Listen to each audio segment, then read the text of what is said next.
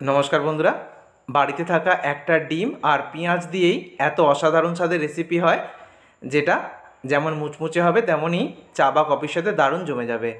একদম সহজ রেসিপি আর ঝটপট রেসিপি, কয়েক মিনিটের মধ্যেই কিন্তু বানানো হয়ে যাবে আর বাড়ির প্রত্যেকের কিন্তু ভীষণ পছন্দ হবে। তো এই রেসিপিটার জন্য এখানে আমি 3টে বড় সাইজের পেঁয়াজ কেটে নিয়েছি।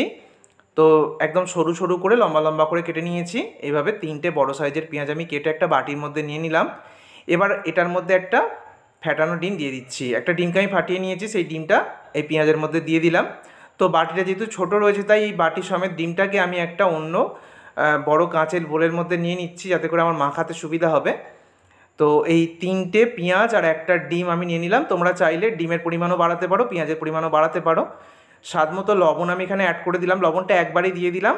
এবার লবণ সমেত আমি ডিমের সঙ্গে খুব ভালো করে পেঁয়াজটাকে একটু হাত দিয়ে চটকে নেব, এতে করে পেঁয়াজটা একটু নরম হয়ে যাবে। তো পেঁয়াজটাকে ভালো করে চটকে নিয়েছি। এবারে আমি ধনেপাতা কুচি দিয়ে দিলাম, একটু বেশি করেই দিলাম। তারপরে দিয়ে দিচ্ছি ঝাল বুঝে কাঁচা লঙ্কার কুচি। অবশ্যই এখানে যেরকম ঝাল রাখতে চাও সেই মতো দেবে। কাশ্মীরি লাল লঙ্কার গুঁড়ো দিলাম, এতে করে ঝাল হবে না। এবারে জিরে গুঁড়ো আর একটু হলুদের গুঁড়ো অ্যাড করলাম। এবারে দিয়ে দিচ্ছি গরম মশলার গুঁড়ো, একটু ম্যাগি মশলাও তোমরা দিতে পারো চাইলে।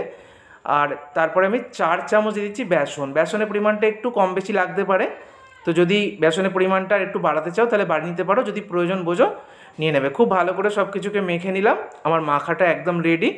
এবারে তেল আমি আগে থেকেই গরম হতে বসিয়ে দিয়েছিলাম। তেলটাকে ভালো করে গরম করে নিয়ে গ্যাসের ফ্লেমটাকে করে দিয়েছি মিডিয়ামে। এবার মিডিয়াম ফ্লেমে আমি একটা একটা করে এইভাবে পকোড়ার শেপে দিয়ে দিচ্ছি। এভাবে বড়া বা পকোড়ার শেপে তোমরা দিয়ে দেবে, পছন্দ মতো যে কোনো শেপেই তোমরা দিতে পারো। আর এগুলো ভাজতে 4 থেকে 5 মিনিট সময় লাগবে, তার থেকে বেশি লাগে না। লালচে করে ভেজে আমি তুলে নেব। দেখতেই পাচ্ছ নিচের দিকে সুন্দর কালার চলে এসছে। এইভাবে দুটো পিঠ খুব সুন্দর যখন কালার চলে আসবে তখন আমি তেল থেকে তুলে নিচ্ছি। একদম মুচমুচে বানানো হয়ে গেছে। এবার তেল থেকে ছেঁকে আমি একটা ছাঁকনির মধ্যে নিয়ে নিচ্ছি, যাতে করে এক্সট্রা তেলটা ঝরে যায়। তৈরি হয়ে গেল ডিম আর পেঁয়াজ দিয়ে দুর্দান্ত স্বাদের এই মুচমুচে রেসিপি। সন্ধেবেলা চা বা কফির সাথেও খেতে পারো, মুড়ির সাথেও খাওয়া যাবে, আবার পছন্দ মতো স্ন্যাক্সেও কিন্তু এটা দারুণ জমে যাবে।